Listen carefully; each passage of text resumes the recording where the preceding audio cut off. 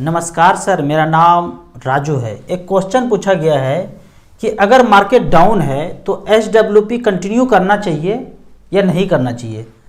तो यहाँ पे थोड़ा सा ज़्यादा खोपड़ी लगने वाला बात हो गया है। तो जिनके पास ज़्यादा दिमाग है और सरप्लस पैसा है कि इधर उधर से भी जीवन यापन हो सकता है, उसके लिए अलग कहानी है। और जिनको ज़्यादा दिमाग नहीं है कि एक बार पैसा लगा दिया, मंथली पैसा आ रहा है, कंटिन्यू करते हैं, तो दोनों के लिए अलग अलग बात है। तो यहाँ पे हम कैश फ्लो देखते हैं। यहाँ पे देखते हैं, हमने उदाहरण लिया है SBI म्यूचुअल फंड के SBI equity hybrid balance category के फंड में 10 लाख रुपया रखा वन टाइम और 6,000 रुपये पर मंथ लेना शुरू किया। ये कहानी शुरू हुआ है 2013 से लेकर 2023 तक। पिछले 10 साल में जैसे ही 10 लाख रखा, आज रखा, अगले 1 तारीख से 6,000 रुपया लेना शुरू किया। तो पिछले 10 साल में ये बताते हैं कि 10 लाख रुपये जमा किया, 6,000 रुपये लेना शुरू किया, तो टोटल पेंशन ड्रॉ कर लिया 7,14,000 और आज बैलेंस बचा है 23,63,000। म्यूचुअल फंड में जो पेंशन मिलता है उसको कांस्टेंट नहीं समझना चाहिए कि पेंशन मिलता है। यहाँ पे पैसा 6,000 तो आपको दिख रहा है, लेकिन जो मार्केट का हलचल है, बैलेंस फंड जो है, बैलेंस जो वर्थ बच रहा है उसमें वो हलचल हो रहा है। आपको हर महीना पैसे आ तो रहे हैं, 6,000 रुपये दिख रहा है, पर पीछे जो बैलेंस बचा हुआ है उसमें हलचल हो रहा है। मार्केट का फ्लक्चुएशन आपको वहाँ दिख रहा है, जबकि ये हर मंथ जो पैसा आ रहा है आपको कांस्टेंट पैसा बैंक में आ रहा है। तो उस हिसाब से पिछले 10 साल में 7,14,000 ले लिया और बैलेंस बचा 23,63,000। दोनों को जोड़ देते हैं, जो लिया और जो बचा 30,77,000 पिछले 10 साल में। एवरेज रिटर्न देखेंगे, ब्याज बराबर मूलधन गुना समय गुना दर बटे 100, तो वो दर आता है 14.61। अब इसके कैश फ्लो में जाते हैं। क्वेश्चन था कि अगर मार्केट डाउन हो तो SWP करना चाहिए कंटिन्यू या रोक देना चाहिए। तो यहाँ पे देखते हैं, जब 2013 में पैसा झोंका 10 लाख रुपया, तो यूनिट का दाम था 54 रुपया। 10 लाख रुपया झोंक दिया, प्लस मतलब झोंक दिया, माइनस मतलब पैसा निकालना शुरू किया। अब 6,000 रुपये लेना शुरू किया। जब पहला 6,000 लिया तो 106 यूनिट सिक्का बेच दिया। सिक्का मिला कितना था? 18,294 सिक्का मिला। छोटा छोटा सिक्का मिला, छोटा छोटा यूनिट मिला म्यूचुअल फंड का। सोनार के दुकान में गए, 10 लाख दिए, छोटा छोटा सिक्का दे दिया, इतना सिक्का दे दिया। अब अगले महीना 6,000 का हमको चाहिए जीवन यापन कर लिए, तो सिक्का बेचा 106। फिर अगले महीना 6,000 लिया, सोनार बोला दाम तो बढ़ गया है सोने का, तो 104 सिक्का में ही जीवन यापन हो जाएगा। फिर 106, फिर 109। अब 109 क्यों हुआ या 111 क्यों हुआ? ज़्यादा सिक्का क्यों बेचना पड़ रहा है? तो यूनिट का प्राइस देखिए 53 रुपया हो गया। पहले कितना था? 54-57 था। यानी कि सोना का रेट ज़्यादा था तो सिक्का कम बेचना पड़ेगा, सोना का रेट हो गया कम तो सिक्का बेचना पड़ गया ज़्यादा। तो ये क्वेश्चन पूछ रहे हैं कि जब मार्केट डाउन हो गया, मार्केट डाउन मतलब यूनिट का रेट कम, सोना का रेट कम हुआ तो ज़्यादा सिक्का बेचना पड़ेगा। तो भाई साहब बोलते हैं कि करना चाहिए कंटिन्यू। यदि आपके पास पैसा है सरप्लस तो रोक दीजिए, 111 सिक्का क्यों बेचेंगे। अब आगे बढ़ते हैं, 107, फिर 97 हो गया। 97 क्यों हो गया? 97 सिक्का में ही 6,000 से जीवन यापन हो रहा है। अब यहाँ पे 57 सिक्का बेचना पड़ा क्योंकि रेट बढ़ गया है, 61 हो गया है। तो फिर धीरे धीरे देखते हैं ये सिक्का घटते जा रहा है, मतलब 6,000 रुपया ही ले रहे हैं पर सिक्का घटते जा रहा है। अब 65 सिक्का ही बेचना पड़ रहा है। क्यों? क्योंकि रेट 91 रुपीज़ हो गया। कहाँ तो हमने शुरू किया था 54 रुपया से और अब ये बढ़ के 95 रुपया हो गया। अब देखते हैं, जो हमने सिक्का शुरुआत में सोनार को बेचा था, म्यूचुअल फंड में AMC को वापस किया था 106 सिक्का। अब ये देखते हैं 106 से धीरे धीरे जैसे जैसे प्राइस बढ़ता जाएगा आपका सिक्का कम होता जाएगा। अब 50 में ही काम चल रहा है। क्यों? 118 रुपया दाम हो गया। तो इस तरह से करके 10 साल के बाद जो कभी 106 यूनिट बेचना पड़ रहा था, अब यहाँ 30 यूनिट में ही काम चल रहा है। लास्ट में 10 साल के बाद देखते हैं 30 यूनिट में ही 6,000 रुपये मिल रहा है। क्यों? क्योंकि अब रेट बढ़ के 198 रुपया हो गया है। तो इस तरह के कम्बिनेशन से, इस तरह से एक एक महीने का यहाँ पे कैश फ्लो दिया हुआ है और आप इसको StarSIP.in में जाके सारा हलचल देख सकते हैं। तो इस तरह से 10 लाख रुपया रखा और 6,000 रुपया लिया, तो टोटल विड्रॉ किया 7,14,000 और बैलेंस बचता है 23,63,000। अब अगले क्वेश्चन पे जाते हैं। ये तो हो गया क्लियरिटी, जिसको कुछ नहीं दिमाग लगाया उनको तो इतना पैसा मिला, बैलेंस बचा 23,63,000, 7,14,000 हुआ, पेंशन ड्रॉ कर लिया 7,14,000। लेकिन जो थोड़ा सा दिमाग लगाएंगे कि भाई सरप्लस पैसा भी है, चलो दूसरे जगह से काम चल जाएगा, इधर से भी भाड़ा आ रहा है, उधर से भी पेंशन आ रहा है, चारों तरफ से पैसा आ रहा है, तो चलो इसको रोक देंगे। रोकेंगे, ज़्यादा यूनिट नहीं बेचेंगे, तो होगा उनकी ज़िंदगी में ये जो बैलेंस बचा हुआ है 23,63,000, ये बढ़ के 30 लाख हो सकता है, 35 लाख हो सकता है, कुछ भी हो सकता है। कितना दिमाग लगाएंगे उतना काम हो जाएगा। तो ये अगर आप इतना टाइम है कि यहाँ पे कर सकते हैं तो कीजिए, नहीं टाइम है तो ये वाला तो एवरेज रिटर्न मिल ही रहा है, 14, 15, 12, 13 इतना तो मिल ही जाएगा। अब अगला क्वेश्चन पे जाते हैं। क्वेश्चन है 1 करोड़ स्मॉल कैप में है तो उसी से एसडब्ल्यूपी करें या बैलेंस फंड में स्विच कर दें। क्वेश्चन यहाँ पे पूछा गया है, राजू जी अगर 1 करोड़ स्मॉल कैप में है तो स्मॉल कैप से करना अच्छा होगा एसडब्ल्यूपी, या शिफ्ट कर दें, स्विच कर दें बैलेंस फंड में, वहां से करना है। तो इसमें कहानी थोड़ा सा समझ लीजिए। आप आज बात कर रहे हैं, हमसे क्वेश्चन पूछ रहे हैं और कहते हैं 1 करोड़ पे स्मॉल कैप में है, तो मैं ये मान के चलता हूं कि आपने 10-12 साल पहले स्मॉल कैप में लगाया है या मिड कैप में लगाया है। वहां से अब तक 4 से 5 गुना अगर पैसा आपका हो गया है, जो कि हो गया होगा अगर लगाया है तो आप यहीं से एसडब्ल्यूपी कर लीजिए। जैसे मेरे केस में मेरा मिड कैप स्मॉल कैप में पैसा है, मैं जब एसडब्ल्यूपी करूंगा तो यहीं से करूंगा, ऑलरेडी पैसा बढ़ गया है 4-5 गुना, तो मैं यहीं से करूंगा। लेकिन कोई आज करना चाहे, आज ही पैसा झोंका और आज से ही लेना शुरू किया, 10 लाख रखा या 1 करोड़ रखा, 60,000 लेना शुरू किया, तब मैं उसको बोलता हूं बैलेंस कैटेगरी में रखिए। 5 साल पहले से भी इन्वेस्टेड हैं स्मॉल कैप मिड कैप में, वो पैसा डबल से ज़्यादा हो गया है। अब खेलेगा मोगेम्बो तो 20-30% मार्केट डाउन होगा, लेकिन आपका पैसा ऑलरेडी 2-3 गुना हो गया है, तो एसडब्ल्यूपी मार दीजिए वहीं से।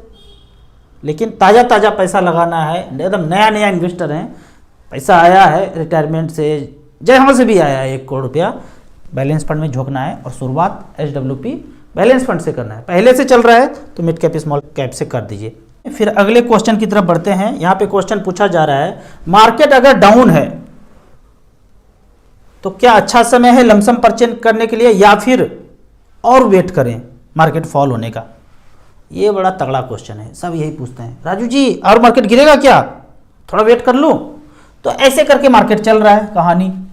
यहां पे आप फोन करके पूछ रहे हैं कि और गिरेगा, थोड़ा वेट कर लूं? मैं बोलता हूं थोड़ा बहुत लगा दीजिए, नहीं समझेंगे, नहीं बात मानेंगे तो वेट कीजिए। फिर यहां पे भी फोन करते हैं, थोड़ा सा और वेट कर लूं? अब बॉटम जब आ गया फिर यहां पे भी फोन कर रहे हैं, थोड़ा सा और वेट कर लूं? अब मार्केट यहां बढ़ गया, अब तो फोन करेंगे ही नहीं। क्यों? ये तो बॉटम देख लिया कि भाई यहां पे करना था, किए नहीं, अब बढ़ गया तो वेट कर, अब फोन भी नहीं आएगा, अब लगा दूं? लगाएंगे नहीं। तो यहां पे भी वेट कर रहे थे, यहां पे भी वेट कर रहे थे, वेट करते ही जा रहे हैं। मेरा मानना है यदि 5 से 10% मार्केट डाउन हुआ है, मैंने हमेशा ऐसे ही किया पिछले 14-15 साल में, जब जब मार्केट डाउन होता था मेरा अकाउंट खाली हो गया, वहाँ इन्वेस्टमेंट 1 महीना का पैसा रखते थे, वो 6 महीना का इमरजेंसी फंड मैंने कभी भी नहीं रखा, 1 महीना रहता था झोंक देते थे।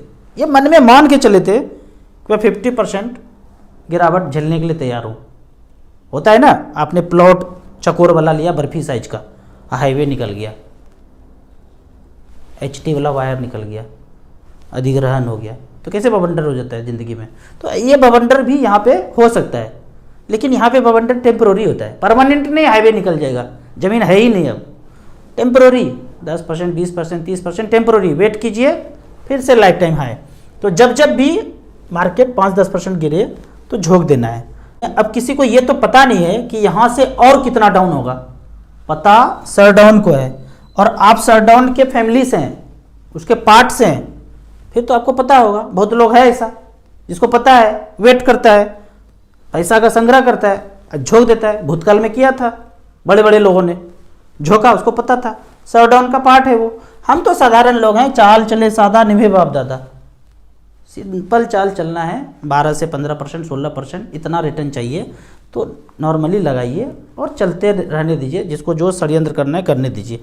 अब एक क्वेश्चन और तगड़ा वाला पूछा गया था व्हाट्सएप पे पर्सनली। आप कहते हैं कि बैंक वाला स्मॉल कैप मिड कैप में झोंक दीजिए पैसा, और बैंक के चला गया तो लेके भाग गया बैंक को, तो सुन लेते हैं कभी कभी बैंक चला गया तो पहले तो एक बात समझ लीजिए, मान लेते हैं, उदाहरण लेते हैं एसबीआई स्मॉल कैप का, एसबीआई का बात करते हैं।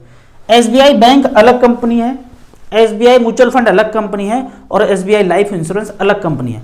अगर भूचाल यहाँ पे आया, ओम भूर्भुवः स्वः यहाँ पे हुआ, तो म्यूचुअल फंड अलग कंपनी है, इसको कोई फर्क नहीं पड़ता है, इसको कोई फर्क नहीं पड़ता है। यहाँ पे उदाहरण लेते हैं, ये एसबीआई स्मॉल कैप जो पोर्टफोलियो है, इसमें इतने कंपनी में पैसा फंड मैनेजर ने लगाया, कितना 15, 16, 23, 27, 30, 35, 40 और यह आता है 56, 57 कंपनी में पैसा लगाया। आप कहते हैं कि वो बैंक खत्म हो गया, तो यहाँ पे बताइए एसबीआई कहाँ लिखा हुआ है, कितना कितना परसेंटेज है उतना भी लिखा हुआ है। हम देख रहे हैं यहाँ पे एसबीआई कहीं नहीं लिखा हुआ है। अब एक चीज इसके अंदर, और जब बैंक खत्म हो गया तो बैंक तो ऐसे तो अपने आप ओम भूर्भुवः स्वः नहीं हुआ होगा, उसने जहां जहां पैसा लगाया होगा, मान लेते हैं 3, 4, 5, 6, 7, इसमें 4, 3, 7, 3, 10, 3, 13, 20% पैसा इसमें लगाया था बैंक ने, ज़्यादा झोंका था। म्यूचुअल फंड तो 20% है, इस 5 कंपनी में 20% म्यूचुअल फंड का पैसा गया, लेकिन बैंक ने ज़्यादा झोंक दिया था और ये सारे 5 खत्म हो गए तो बैंक खत्म।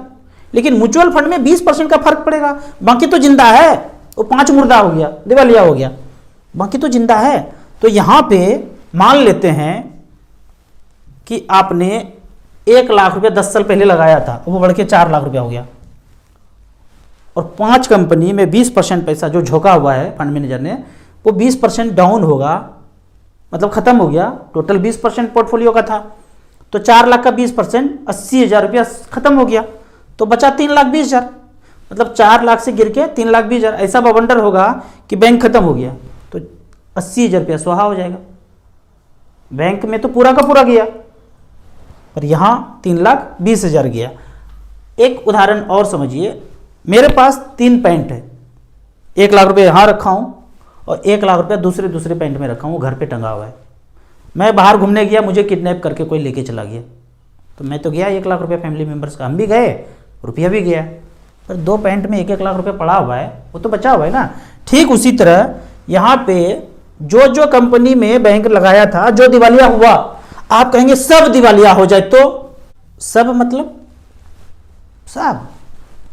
सब जगह किम जोंग परमाणु बम गिरा दिया मोगेम्बो ने, सब खत्म, तो सब खत्म, वेट करेंगे उस दिन के लिए, सब एक साथ चल जाएंगे स्वर्ग। जो लोग नए इन्वेस्टर हैं, पहली बार म्यूचुअल फंड में इन्वेस्ट करना चाहते हैं, तो top 5 mutual fund for long term अगर जानना है तो उसका लिस्ट इस तरह से है। यहाँ डिफॉल्ट में सिलेक्शन आया है स्मॉल कैप कैटेगरी नंबर 6, सारे कैटेगरी हैं। कितना कैटेगरी है यहाँ पे? 55 तरह का कैटेगरी है। तो यहाँ पे हमने 6 number small cap category select किया है, 6 नंबर में 6 नंबर स्मॉल कैप।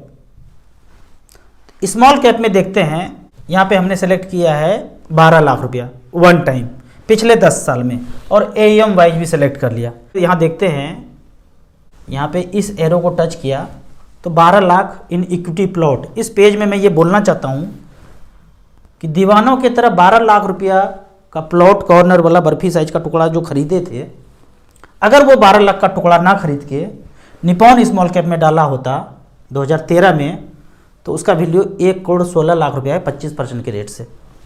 दूसरा फंड है SBI स्मॉल कैप। यहाँ पे ठीक उसी तरह बैंक रेंट पे है पूरे देश में। हम जहाँ भी जाते हैं वहाँ ज़मीन खरीदना चाहते हैं, फ्लैट खरीदना चाहते हैं, तो हम भी 12 लाख रुपया यहाँ पे इन्वेस्ट करते हैं, कोई प्लॉट फ्लैट नहीं खरीदते बैंक की तरह। तो उस 12 लाख का वैल्यू है 1 करोड़ 8 लाख। बैंक को पता है, तो अपना पैसा यहाँ पे झोंकते हैं वो, और सब जगह वो रेंट पे रहते हैं। तीसरा फंड है HDFC स्मॉल कैप। यहाँ पे 12 लाख रुपए 2013 में लगाया था, 64,93,000 18% की रेट से। अगर एवरेज का बात कर दें कि भाई जितके में ज़्यादा AUM है, 5,000 करोड़ से ज़्यादा का AUM है, सब में लगा दिया 1-1 लाख रुपया या 1-1 हज़ार का SIP कर दिया, 19% का ब्याज मिला है। अब मिड कैप कैटेगरी का बात करते हैं। यहाँ पे भी 12 लाख रुपया सेलेक्ट किया है।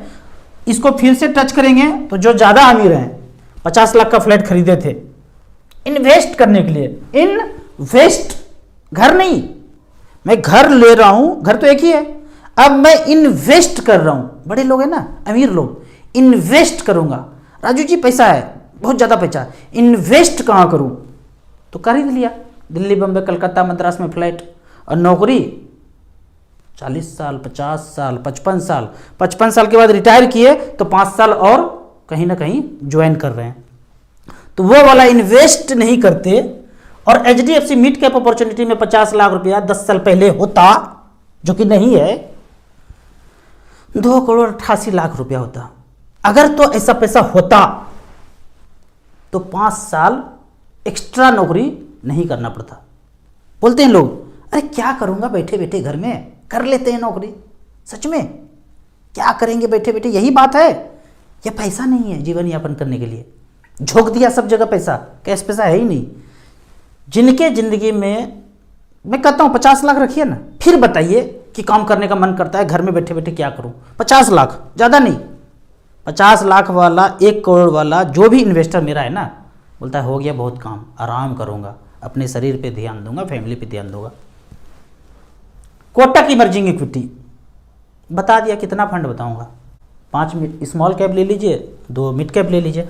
एवरेज का बात करें, एवरेज मिड कैप में पिछले 10 साल में 17.68% का रिटर्न यहाँ पे मिला है। अभी ये दौर जो चल रहा है ना, 10, 12, 15% डाउन है, झोंकिए पैसा। शुरुआत किए हैं, पिछले 2, 3, 4 साल से चल रहा होगा, नेगेटिव दिख रहा होगा। मैंने जब शुरुआत किया था ना, 3,000 पर मंथ का SIP, इतना ही औकात था जब शुरू किया था, तो 1,15,000 जमा किया था, 95,000 रुपये वैल्यू था।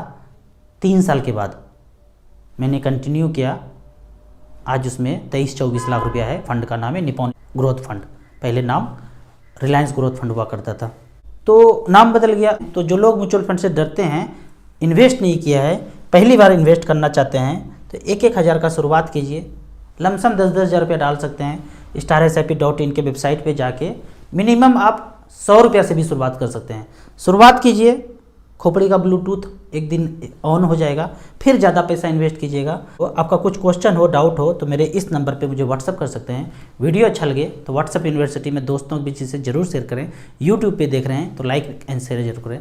Thank you so much.